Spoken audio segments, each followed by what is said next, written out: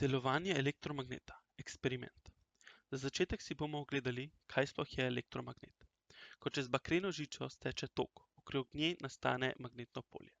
To magnetno polje je zelo šibko, ampak če žico drugače zavijemo in preoblikujemo v obliko spirale, nastane tuljava, ki jo tudi imenujemo solenoid. Kot vidimo v animaciji, ko steče tok čez tuljavo, se združijo posamezna magnetna polja žice v veliko magnetno polje, ki je veliko močnejše kot prej. Nastane elektromagnet, pri katerem vidimo, da nastane magnetno polje le takrat, ko čez žico teče tok. V nadaljevanju si bomo ogledali delovanje elektromagneta preko eksperimentov. Eksperiment magnetno polje s kompasom. V prvem eksperimentu vidimo, da na kompas ne vpliva elektromagnet, ki ni priključen na elektriko, ampak ko jo bomo dodali, bo kompas kazal proti elektromagnetu. Smer, proti kateri se obrne kompas, je odvisna od tega, v katero smer teče tok čez solenoid.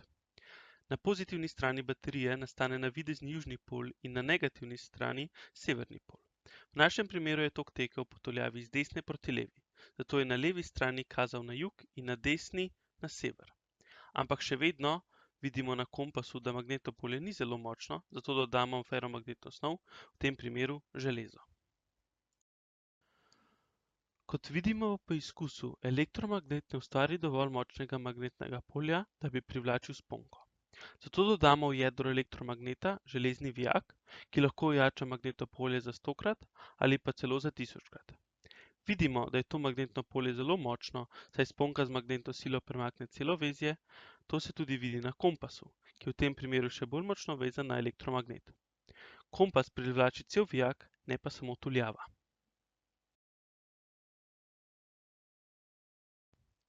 Zakaj?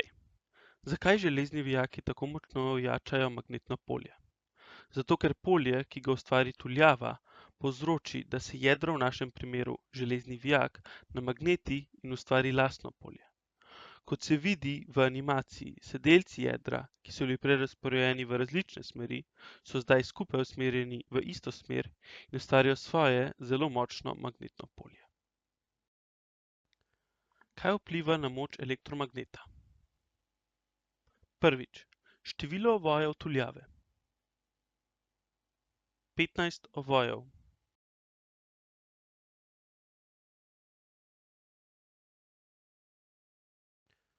Kot vidimo, elektromagnet s 15 ovoji lahko drži že veliko predmetov. Ampak nima dovolj moči za največji vijak.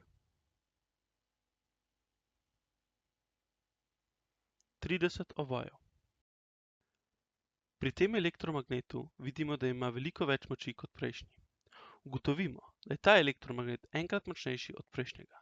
Če za enkrat povečamo število ovojev, pomeni tudi to, da za enkrat povečamo moč elektromagneta.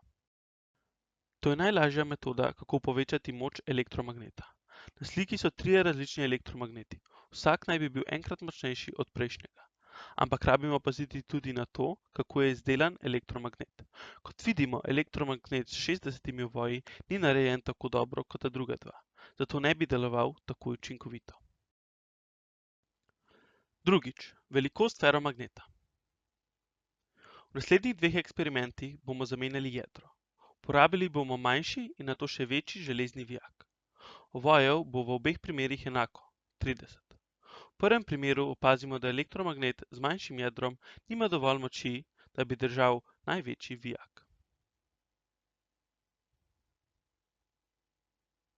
Večji feromagnet.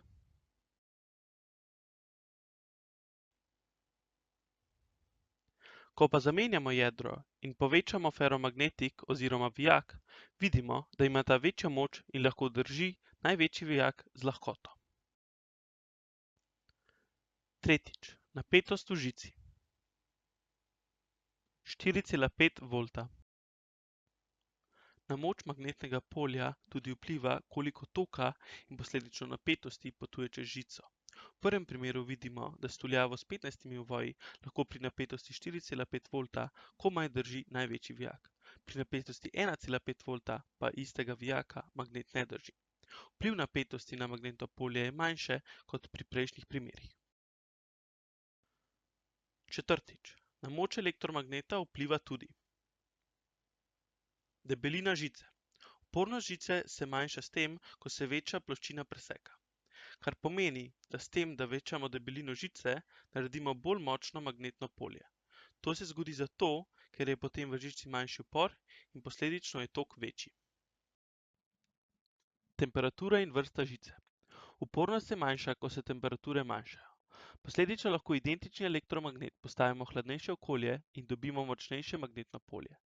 Ampak v majhnih spremembah temperature je razlika v moči majhna.